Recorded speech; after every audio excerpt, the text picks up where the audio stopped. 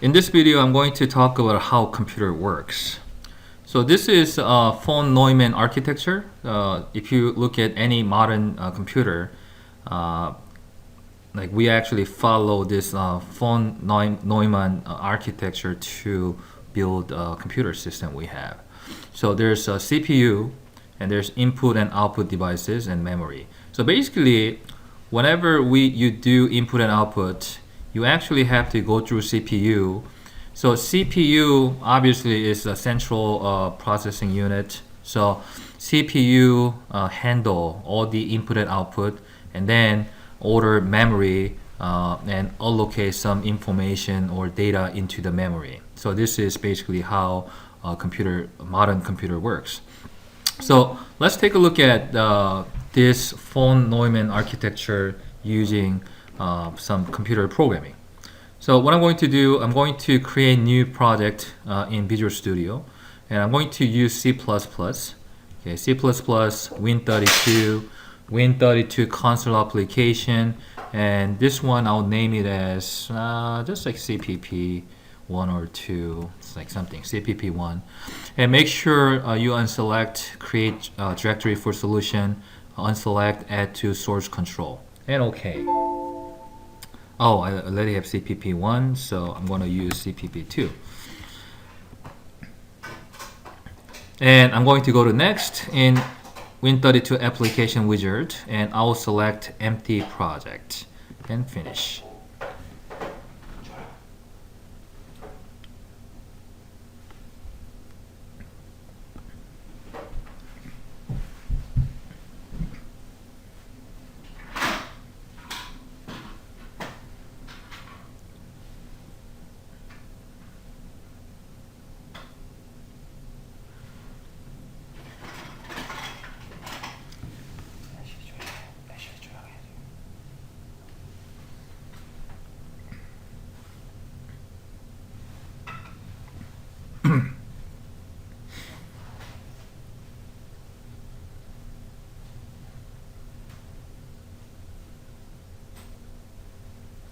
So now I'm going to go to source file and right click, add new item.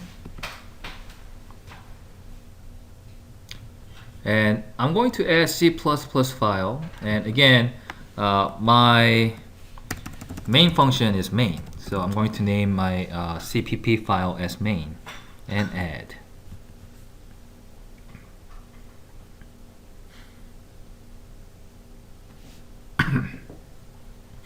So here what I'm going to do, I'm going to create a simple program, C++ program, int main, and what I'm going to do, int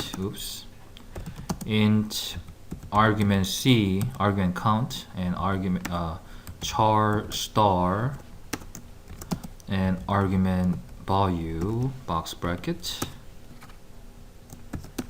and I'll return something, so return 0 at the end.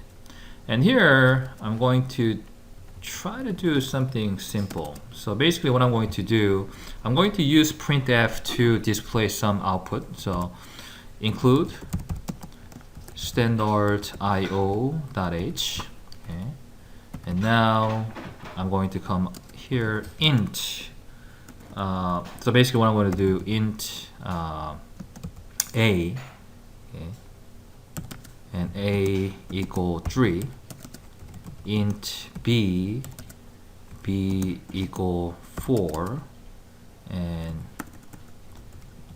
int sum, okay, sum, oops, I forgot to put semicolon, that's why my indentation is kind of messed up. Sum equal a plus b, and I'm going to do printf. I'm going to print sum. All right, so this is a simple way to do. Oh, actually, sum is a number, so I have to do printf. Usually takes text string. So sum is not string, it's a number, so we have to convert it. So there's many things we can do. Let's try to, for now, let's do this. I'll put quotation mark, %d. So basically, this is what's going to happen now is the %d is a space holder for some different variable. So we're going to place this variable inside of the text string. So now, if you do the calculation, A is 3, B is 4, the sum will be 7. So it will print out 7.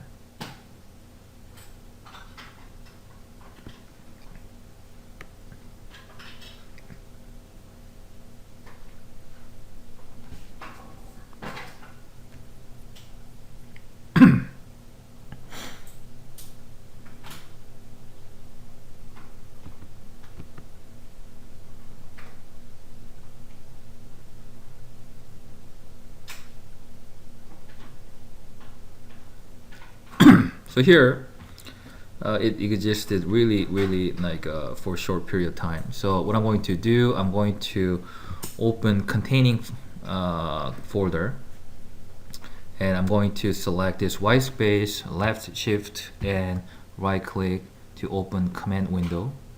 And now cd debug and cpp2.exe. Then as you can see, it prints out 7. Okay, so now let's try to think about what's really happening here. Okay, so here I'm going to say printf %d a, and then here I'm going to actually add \n. \n means next line, so it will have one next line. It will go to next line before we print something. So same thing, but B, and I'm going to just add \n. So now I'm going to build it.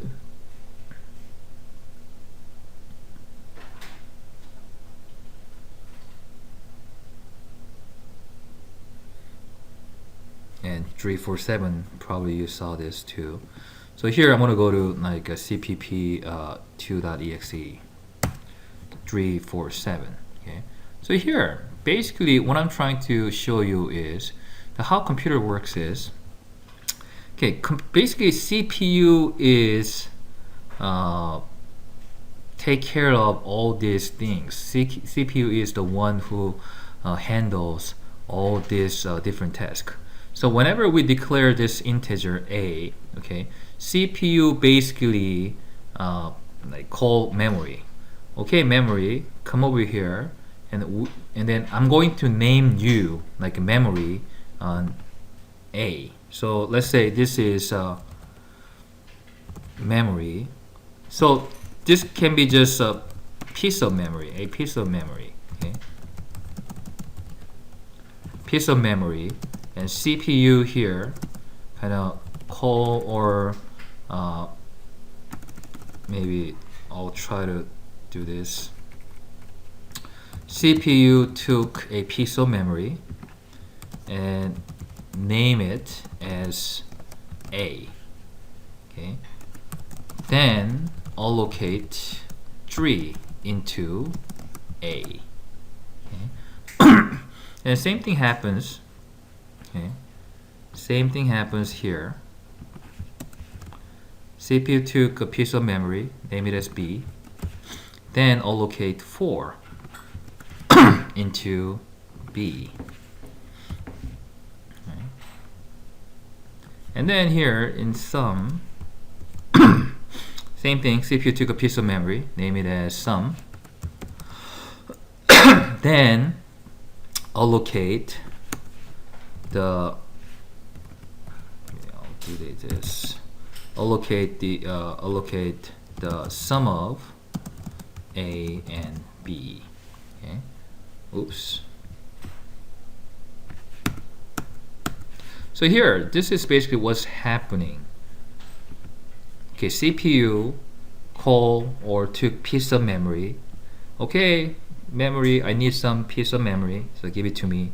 And then CPU allocate these numbers into this different memory. Okay, and then do the sum. And then let's say you actually ran this program once, and then second time, okay, you actually call it, you can call it something else. Okay, let's say integer like new. Oh, actually new is taken. So A2. Okay, now A2 is 5. Okay, and this is B2, and B2 is 8, and there's sum 2 will be A2 plus B2. And now, like, what is going to happen now is, well, I have to update this the print command or printf command. So here you have to understand this. So now CPU took a piece of memory and name it as A2 and allocate 5 into A2. Okay, so actually if you think about this A2 now, okay, this one actually was used as A before, and then it contains number 3 before. So basically whenever CPU works, now CPU overwrite like 5, okay, over where there was 3. Okay, so if you think about CPU, the reason why we need like bigger memory power is because this like data allocation happens really quickly. Okay, even now, I mean, we really don't see what's happening behind this screen, but if you think about like to demonstrate all these things, even like here when I move my cursor, there's changes. So there's going to be a lot of this flipping of memory information or allocation and reallocation of data into the same memory, and then this memory usually get refreshed if you turn off your computer.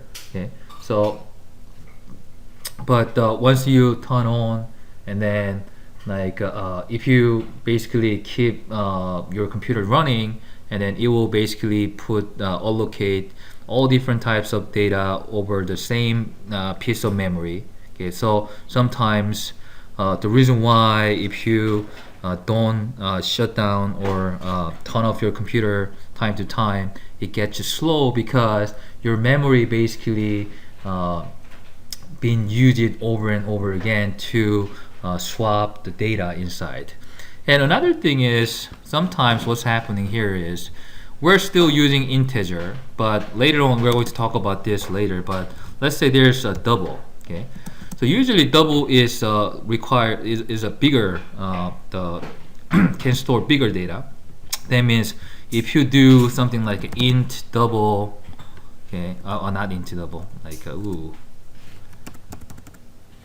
something like double a double equal like 12.5, then basically what's happening here is a double by its definition is bigger than int. Okay, and because it can store kind of more information. Okay, then now let's say before previously you used a, b, and sum. Okay, and then a2, b2, and sum 2, and then now you want to use memory to create a double. So what's going to happen is sometimes you create this and erase this. Okay, and then a double is what's going to happen is, maybe let's just pretend a double requires a2 and b2. Okay, so that's how big a double is. And then what's going to happen is, okay, your CPU must erase information like previously stored in A2 and B2, if I mean they're not like taken anymore, and then put new data into this A double, formerly taken by A2 and B2. So basically, there's going to be a lot of this memory swap handled by CPU. This is kind of like a more about like how computer works. So even if you don't fully understand what it is, that's completely fine. But bottom line is, try to think about, we are trying, by using our programming language, we are trying to communicate with CPU and to do certain things.